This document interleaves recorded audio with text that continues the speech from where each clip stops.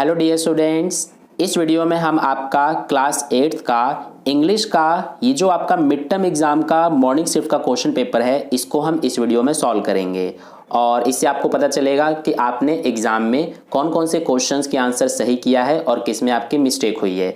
इससे आप अंदाज़ा लगा सकते हो कि आपके कितने मार्क्स आ सकते हैं इंग्लिश में। तो चलो शुरू करते हैं। देखो, सबसे पहले आपका सेक्शन ए था जो कि रीडिंग सेक्शन था 16 मार्क्स का।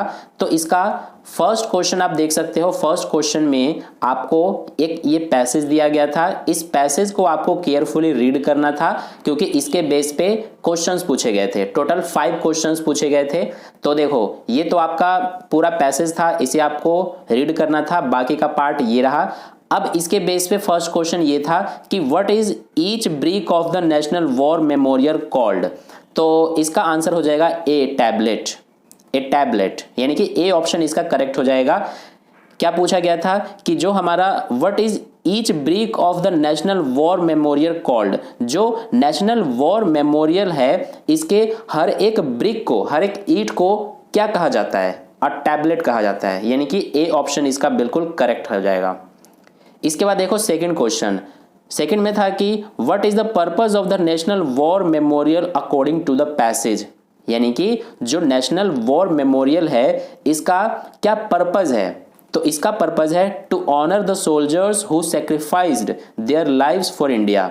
यानी कि जितने भी सोल्जर्स हैं उनको ऑनर प्रोवाइड करने के लिए, जिन्होंने इंडिया के लिए अपने लाइफ को सेक्रीफाइस किया था। यानी कि बी ऑप्शन इसका करेक्ट हो जाएगा। थर्ड क्वेश्चन था कि how many tablets are there at the national war memorial. National war memorial में टोटल कितने टैबलेट्स हैं? 29,000। यानी कि सी ऑप्शन इसका करेक्ट था। ठीक है, इन सभी का आंसर आपको पैसेज में ही दिया गया था। अगर आपने पैसेज को केयरफुली रीड किया होगा तो आपने सभी क्वेश्चंस के आंसर बिल्कुल करेक्ट टिक किया होगा। इसके बाद फोर्थ क्वेश्चन है कि India gain independence in the year. ये तो सभी को पता ही होगा वैसे भी, 1947 में इंडिया को इंडिपेंडेंट, इंडिया जो है इंडिपेंडेंट कब हुआ था? 1947। ठीक है, तो बी ऑप्शन इसका करेक्ट था। इसके बाद फिफ्थ क्वेश्चन था according to the passage what does each brick of the national war memorial represent. यानी कि पैसेज के अकॉर्डिंग जो नेशनल वॉर मेमोरियल है इसका हर एक ब्रिक जो है वो किस चीज को रिप्रेजेंट करता है? तो एक सोल्जर के नेम को रिप्रेजेंट करता है। यानी कि ए ऑप्शन इसका बिल्कुल करेक्ट है। तो ये था आपका फर्स्ट क्वेश्चन जिसमें 5 एमसीक्यू थे। सारे के आंसर जो है मैंने आपको बता दिया है। इसके बाद आपका सेकंड क्वेश्चन है। सेकंड क्वेश्चन देखो, इसमें आपको ये एक पोस्टर दिया गया था। इस पोस्टर को आपको सबसे पहले अच्छे से एनालाइज करना था, अच्छे से आपको पढ़ना था और इसमें 5 क्वेश्चंस दिए गए थे जिनमें से यहाँ पर देखो डू एनी फोर कोई 4 आपको करने थे। तो यहाँ पर फर्स्ट क्वेश्चन ये रहा, according to the poster reading helps in enhancing which type of skill. तो रीडिंग से कौन से टाइप के स्किल को एनहेंस ये मिलता है? तो कौन सा स्किल हमारा एनहेंस होता है? तो एनालिटिकल थिंकिंग स्किल जो है ये हमारा एनहेंस होता है। ठीक है, इसका आंसर इस पोस्टर में आपको मिलेगा। ठीक है, इसके बाद सेकंड क्वेश्चन है what does reading provide according to the poster. Poster जो है, पोस्टर के अकॉर्डिंग रीडिंग जो है वो हमें क्या प्रोवाइड करता है? तो हमें मेंटल स्टिमुलेशन प्रोवाइड करता है। यानी ए ऑप्शन इसका करेक्ट था। थर्ड है कि reading can improve which of the following skills. तो रीडिंग हमारा जो है, रीडिंग का हैबिट वो किस स्किल को इंप्रूव करता है? तो वो राइटिंग स्किल को इंप्रूव करता है। यानी सी ऑप्शन इसका करेक्ट है। फोर्थ क्वेश्चन है कि which of the following is a benefit of reading according to the poster. तो इसका आंसर आपका ए हो जाएगा, reading relaxes and reduces stress. A option इसका करेक्ट है। इसके बाद इसका लास्ट क्वेश्चन है which word in the poster given above is the synonym of encouragement. तो एनकरेजमेंट का सिनोनिम बताना था जो कि होता है स्टिमुलेशन। यानी डी ऑप्शन इसका करेक्ट था। इसके बाद सेक्शन बी है, राइटिंग सेक्शन है ये, राइटिंग का, राइटिंग स्किल का। तो इसमें देखो थर्ड क्वेश्चन था, इसमें आपको शॉर्ट पैराग्राफ लिखना था। टॉपिक है mock drill in my school. ये वर्ड लिमिट है, तो ये आपने कर लिया होगा। और इसमें और में भी दिया गया था, तो ऊपर वाला नहीं तो आपको ये वाला, दोनों में से कोई एक करना था। इसमें एप्लीकेशन लिखना था। इसके बाद फोर्थ क्वेश्चन देखो, फोर्थ क्वेश्चन जो है ये आपका नोटिस राइटिंग का है। ठीक है, तो इसमें भी ये और ये दोनों में से कोई एक करना था। अब बढ़ते हैं सीधा पांचवें क्वेश्चन को करते हैं, जो कि सेक्शन सी में है पांचवा क्वेश्चन। तो इसमें देखो बोला गया है कि डू एनी फोर, कोई चार आपको करने हैं। पहला है हमारा इफ इट रेन्स टुमारो, अगर कल बारिश होगी, वी डैश द पिकनिक, तो क्या आएगा इन दोनों में से। तो ये हमारा फ्यूचर की बात हो रही है, इसीलिए विल कैंसल आएगा। विल हमारा फ्यूचर में लगता है, तो इसीलिए यहां पर आएगा विल कैंसल द पिकनिक। अगर कल बारिश होगी तो हम अपना पिकनिक कैंसिल कर देंगे। बी में देखो when I was a child I dash to visit my grandparents every summer, तो इसमें क्या आएगा विल गो या फिर वेंट। तो देखो यहां पर पास्ट की बात हो रही है, when I was a child, ठीक है, जब मैं बच्चा था, I went to visit my grandparents every summer, तो मैं अपने जो दादा दादी हैं उनके घर जाया करता था, इसीलिए पास्ट की बात हो रही है। तो गो का सेकंड फॉर्म यानी कि वेंट आएगा यहां पर, ठीक है। तो इसका वेंट बिल्कुल करेक्ट है। इसके बाद चलते हैं नेक्स्ट सी पार्ट को देखो, my sister Seema dash a book every evening, तो यहाँ पर सीमा सिंगुलर है तो इसीलिए रीड्स आएगा, रीड नहीं आएगा। सेकंड ऑप्शन रीड है, रीड गलत है, रीड्स आएगा क्योंकि यहाँ पर ये हमारा जो सीमा है ये सिंगुलर सब्जेक्ट है, ठीक है। डी ऑप्शन देखो, सॉरी डी जो हमारा क्वेश्चन है इसमें देखो डी पार्ट में she dash her homework before going to bed, तो इसका आंसर हो जाएगा फिनिश्ड, ठीक है, वह सोने से पहले अपना होमवर्क पूरा कर ली थी, ठीक है। तो यहां पर फिनिश्ड आ जाएगा, बिल्कुल करेक्ट है फिनिश्ड। इसके बाद नेक्स्ट है last E, Sandeep dash his keys at home yesterday, यहां पर यस्टरडे आ गया यानी कि पास्ट की बात हो रही है, तो पास्ट की बात हो रही है इसीलिए वर्ब का पास्ट फॉर्म यूज करेंगे यानी कि लेफ्ट आएगा, ठीक है। तो लेफ्ट हमारा यहां पर बिल्कुल करेक्ट हो जाएगा। इसके बाद नेक्स्ट देखो क्वेश्चन नंबर 6, आपके कितने सही जा रहे हैं और कितने में मिस्टेक हुई है आपकी कमेंट करके जरूर बताना मुझे, ठीक है। क्वेश्चन नंबर 6 में बोला है, इसमें भी डू एनी 3, कोई 3 करने हैं इन चारों में से। तो पहला है हमारा Radhika dash speak 3 languages fluently, तो इसमें क्या आएगा कैन आएगा, ये हमारा मोडाल्स का क्वेश्चन है तो इसमें कैन आएगा।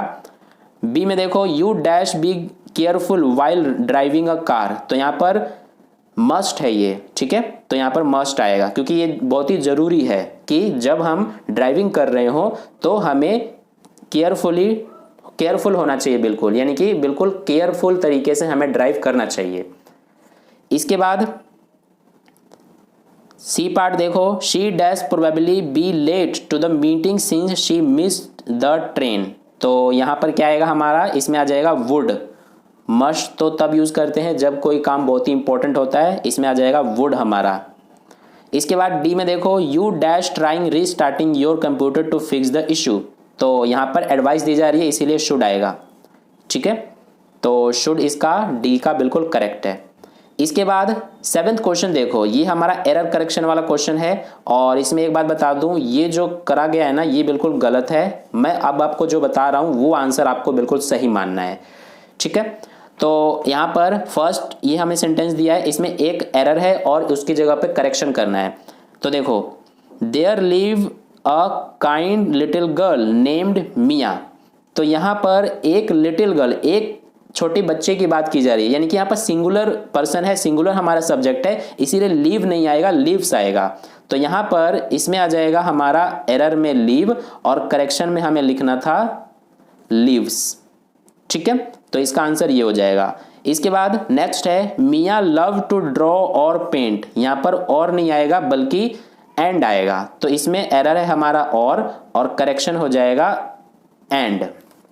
इसके बाद सी में देखो but she has only a few colours and no special brushes, तो यहाँ पर शी हैज है तो यहाँ पर हैज नहीं आएगा, एरर में हमारा हैज हो जाएगा, यहाँ पर आ जाएगा हैड क्योंकि पास्ट की बात हो गई है। इसके बाद डी में देखो one day she found a beautiful paint brush while walk in the forest, तो यहाँ पर वाइल वॉक आ गया, वॉक थोड़ी होगा वॉकिंग हो जाएगा, तो यहाँ पर एरर है हमारा वॉक और करेक्शन में आ जाएगा वॉकिंग, ठीक है, वॉकिंग आ जाएगा, इसमें हमारा WALKING। इसके बाद ई पार्ट में देखो it was cover in sparkles and steam to grow with a magical light. तो यहाँ पर इट वॉज कवर नहीं, कवर्ड होना चाहिए, कवर्ड। तो यहाँ पर कवर हमारा एरर है, कवर में एरर लिखेंगे और करेक्शन में हमारा कवर्ड हो जाएगा, COVERED। ठीक है, तो ये हो जाएगा हमारा आंसर 7th क्वेश्चन का। इसके बाद चलते हैं नेक्स्ट क्वेश्चन नंबर 8 पर। इसमें देखो बोला है कोई 3 करने को, लेकिन मैं आपको सारे कराऊंगा। कंजक्शन का क्वेश्चन है ये हमारा। Tom forget his umbrella dash he got went in the rain. तो इसका क्या हो जाएगा, इसका हो जाएगा हमारा सो। टॉम फॉरगेट हिज अम्ब्रेला, जो टॉम था वो अपना अम्ब्रेला भूल गया। तो सो का मतलब क्या होगा, इसलिए। तो यहाँ पर सो आएगा, एज नहीं आएगा, एज गलत है। सो ही गोट वेट इन द रेन, इसलिए वो बारिश में भीग गया। इसके बाद बी पार्ट में देखो, I will not go to the party dash I get a new dress. तो इसमें आ जाएगा unless. I will not go to the party, मैं पार्टी में नहीं जाऊंगा जब तक मुझे नया ड्रेस नहीं मिल जाता। तो इसीलिए अनलेस आएगा। नेक्स्ट है, you can choose to have either ice cream dash cake for dessert. तो इसका आंसर हो जाएगा or. You can choose to have either ice cream, या तो तुम आइसक्रीम खा सकते हो या फिर केक खा सकते हो। ठीक है, इसके बाद डी देखो, she wanted to go for a walk dash it was too windy outside.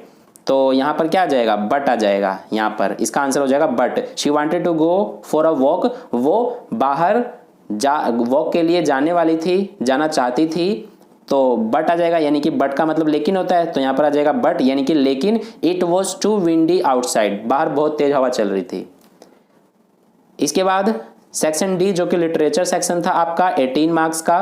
तो यहाँ पर क्वेश्चन नंबर 9 है। सबसे पहले क्वेश्चन नंबर 9 में आपको यहाँ पर the ant and the cricket chapter से ये आपको पार्ट दिया गया था, इसको पढ़ना था और इसके बेस पे ये रहा first question. What cause the cricket to become bold. तो स्टार्वेशन एंड फेमिन, यानी कि बी जो इसका सेकंड पार्ट है, ये बिल्कुल सेकंड ऑप्शन करेक्ट हो जाएगा। इसके बाद बी देखो, the cricket was seeking dash to keep him alive from the aunt.